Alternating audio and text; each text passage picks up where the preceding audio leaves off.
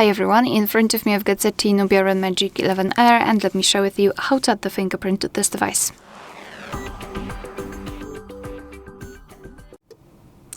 So let's start with opening the settings, and here we have to scroll and find the option Security and Privacy.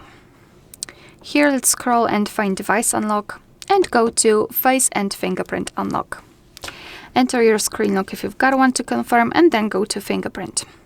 Basically, if you do not have any kind of screen lock, your device will ask you to enter it to not only to confirm the whole step, but also to add it if you do not have one. It is because that if for some reason the fingerprint sensor won't work, then you will still be able to unlock your device with the pattern PIN or password. So it's really crucial to add the screen lock, a regular screen lock firstly, and then the fingerprint.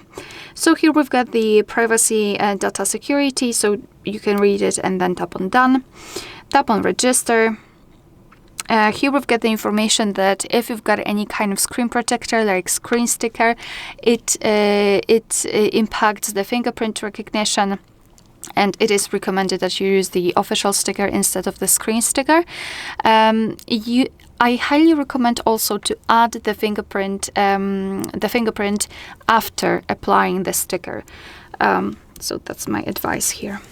All right, so here we've got the sensor. Let me put my finger on it, and now we have to simply do it multiple times in order to add the fingerprint fully. So try to catch every part of it for better recognition. Now the edges, let's say. Okay, and tap on OK. It's quite easy in this device to add the fingerprint. If you would like to, you can use the face unlock. I don't want to do it. All right, so here we've got our fingerprint section. This is the fingerprint we just added. We can rename it or remove it just by tapping on it. We can add another fingerprint and confirm fingerprint. So basically, if you've got more than one fingerprint added and you'd like to check which one is which, then you can go to confirm fingerprint. You will have the list of fingerprints here and simply put the finger you'd like to check on the sensor. I'm not sure if you can see it, but right now the fingerprint one is highlighted. All right, so here we can decide for what we would want to use our fingerprint for. So unlock device, access and control apps, access private safe, and a simple touch. So we can bound the app to the fingerprint, which is also nice.